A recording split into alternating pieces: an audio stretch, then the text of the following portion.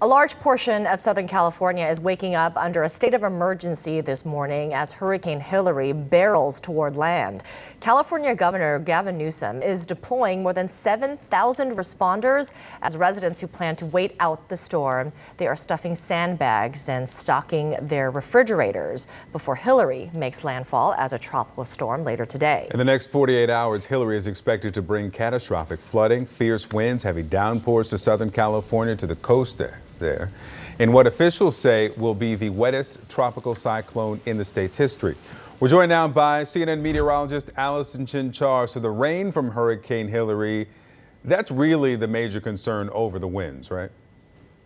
Absolutely, yes. And it's because it's going to be more widespread. You're going to have a larger population that really sees the impacts from the rain.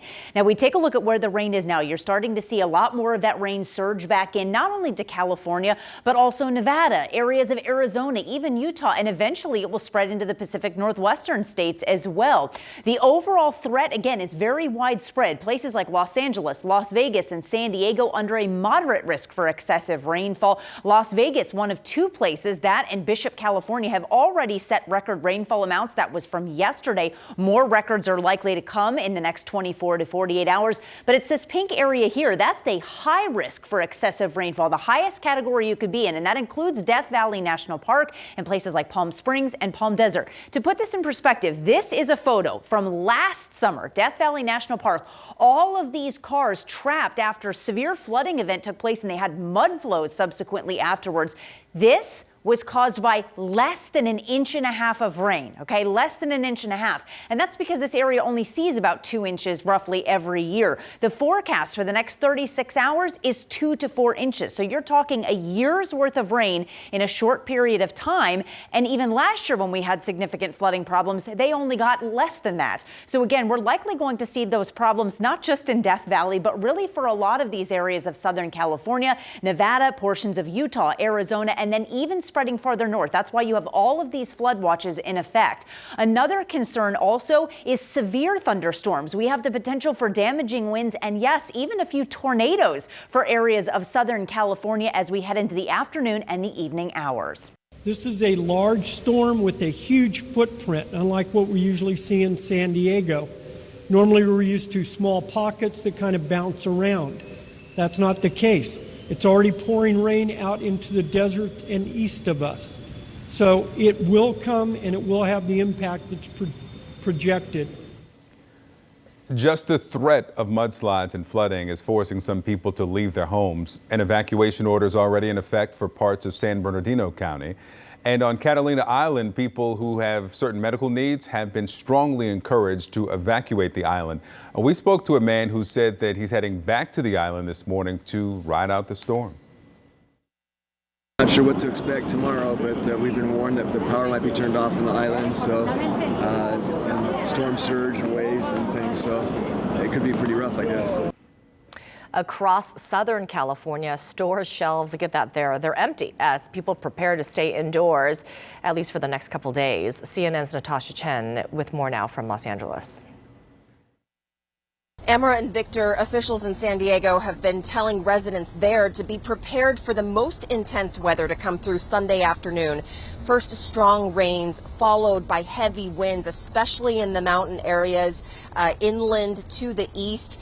In fact, we've got lots of national parks and preserves like Death Valley, Joshua Tree, Mojave. They're all closed, discouraging people from coming. A lot of plans for big events and concerts have been canceled or postponed this weekend.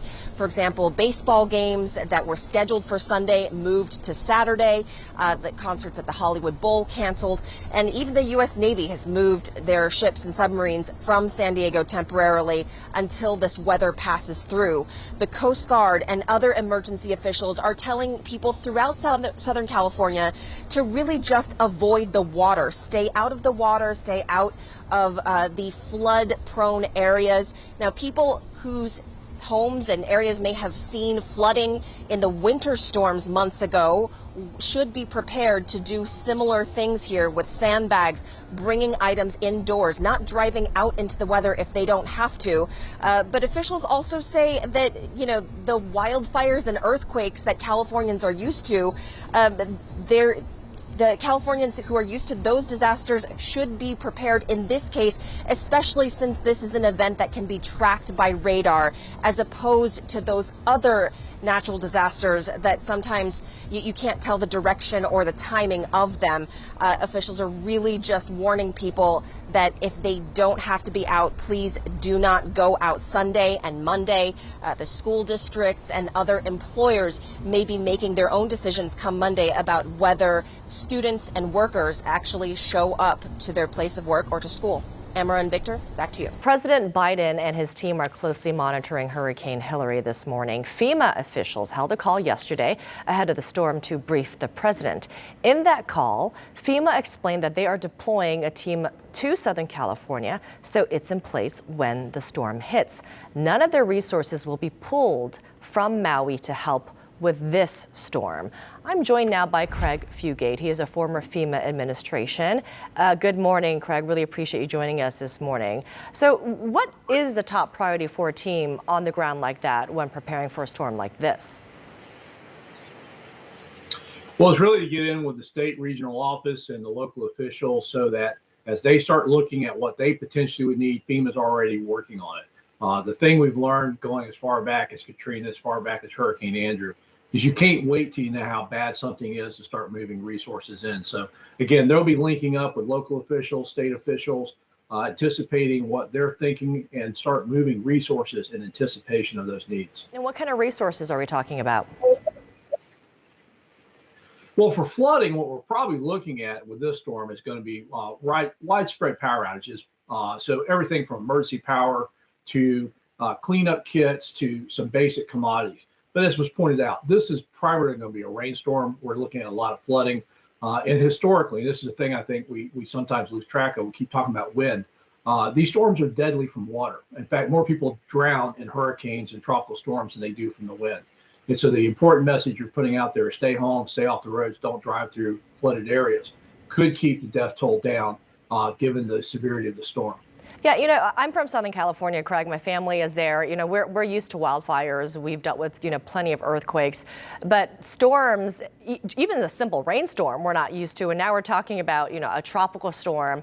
What do you have specific concerns about the fact that it's, you know, at least the winds and some of the gusts could hit, and of course this rain event could hit an area that is not accustomed to this kind of rainfall in such a short period of time? And is California set up to handle a storm like this?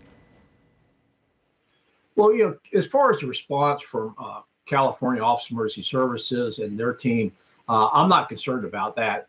California is one of those states with a lot of resources, a lot of capabilities. I am concerned, and this has been something we're seeing repeated over and over again, is extreme weather in areas that have never experienced it before. And what we don't know. Our infrastructure wasn't built for it. You know, comparing it to other types of different disasters doesn't always tell us what's going to happen. And I think the big concern is people underestimate how deadly this flooding can be, particularly if they've been in an area that's not usually seen this and drive out thinking that normal areas would be okay, finding them underwater and try to drive through them and drown. Yeah, you know, yeah, that's definitely a concern. And, you know, I think what's at the top of mind for so many people is this climate crisis, right? We're seeing disaster after disaster, obviously fueled by climate change. And the impact that we're seeing is FEMA's resources being drained. We heard from, you know, Deanne Criswell, FEMA's administrator, who said that their disaster fund is nearly out of money. It's only August, which means the peak of hurricane season is not even here yet. When you hear that, and it's going to cost about $6 billion, that's what we're hearing in terms of the estimate, in terms of, you know, Maui's wildfires and the response there. What could this mean for the future? I mean, are you concerned? Well, obviously, and again, when people say it's FEMA's money, it's not, it's yours. It's the taxpayers' money. And the taxpayers increasingly seeing more and more of these events. And the other thing we're seeing is combined with the insurance crisis, because FEMA only reimburses for uninsured losses. So we see more and more people underinsured or without insurance, more and more governments without insurance. It increases the tax bill for you and me. And this is increasing. So again, Congress, I'm not worried about FEMA running out of money, but I do think we need to be concerned as a nation that if we're not investing more in buying down our risk and making more investments in building resilience for future, not past events, as taxpayers, we're going to continue to pay the bill. Yeah.